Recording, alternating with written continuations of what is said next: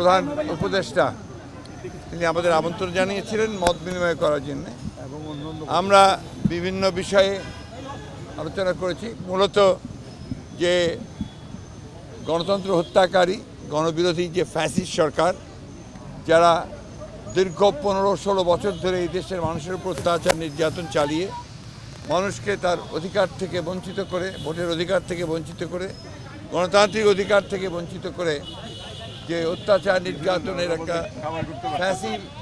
Fascist rule কায়েম করেছিল, তার থেকে মুক্তি পেয়ে ছাত্রদের আন্দোলনে, জনগণের আন্দোলনের ফলে, রাজনৈতিক দলগুলোর আন্দোলনের ফলে আজকে একটা মুক্ত পরিবেশে এই সরকার দায়িত্ব নেওয়ার পর থেকে এই প্রথম আমাদের সঙ্গে আজকে তারা বসেছেন। আমরা দেশের বর্তমান পরিস্থিতিতে কি করা যায় সেই বিষয়ে আমাদের মতামত দিয়েছি। তারা আমাদের সঙ্গে শেয়ার করেছেন যারা কী করেছেন, কী করতে যাচ্ছেন। এটাকে এখন আমরা মনে করি যে এই সরকারকে সহায়তা করা এটা প্রতিটি দেশপ্রেমিক মানুষের একমাত্র কর্তব্য।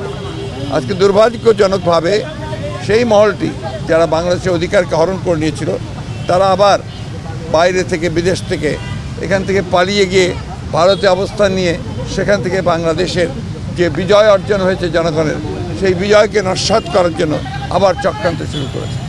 আমরা একটা কথা খুব স্পষ্ট করে বলেছি, এখানে এই যে তথাকথিত আপনার মাইনরিটির ওপরে অত্যাচার নির্যাতনের যে গল্প ফাঁদা হয়েছে, সেই গল্পটা পুরোপুরিভাবে উদ্দেশ্যমূলক এবং বাংলাদেশকে মেলাইন করা, এই সরকারকে মেলাইন করা, ছাত্র জনতার আন্দোলনকে একেবারে নস্যাৎ করে দেওয়ার আরেকটি চক্রান্ত।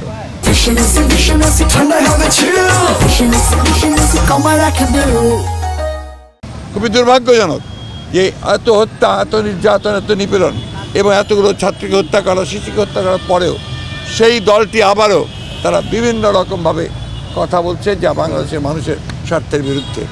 আমরা মনে করি যে এই সরকারের এই বিষয়ে পদক্ষেপ নেওয়া দরকার।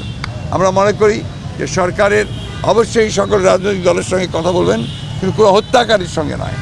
যারা ছাত্রদের হত্যা করেছে, যারা শিশুদের হত্যা করেছে, যারা রাজনৈতিক নেতাদেরকে হত্যা করেছে, তাদের বিরুদ্ধে জনগণ আছে এবং এই ব্যাপারে তাদেরকে সর্বাত্মক কোনো ব্যবস্থা নিতে গেলে সরকারকে আমরা অবশ্যই সহযোগিতা। Thank you.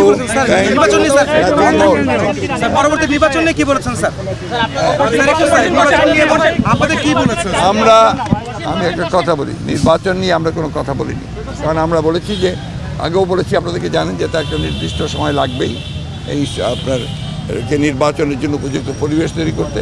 আমরা তাদেরকে সেই সময়টি অবশ্যই দিয়েছি এবং আমরা তাদের সব বিষয়গুলোতে সমর্থন দিচ্ছি।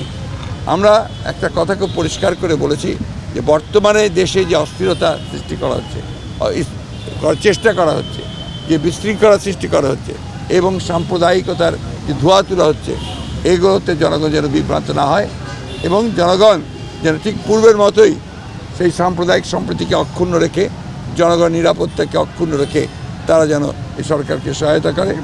আমরাও পুরোপুরিভাবে তাদেরকে সেইভাবে সহায়তা করছি। এই সরকার করে যাবো। আশ্বাস দিয়েছে স্যার, এই সরকার কোনো আশ্বাস দিয়েছে? সরকার তো কাজ করছে, আমরা তো আশ্বাস। ধন্যবাদ।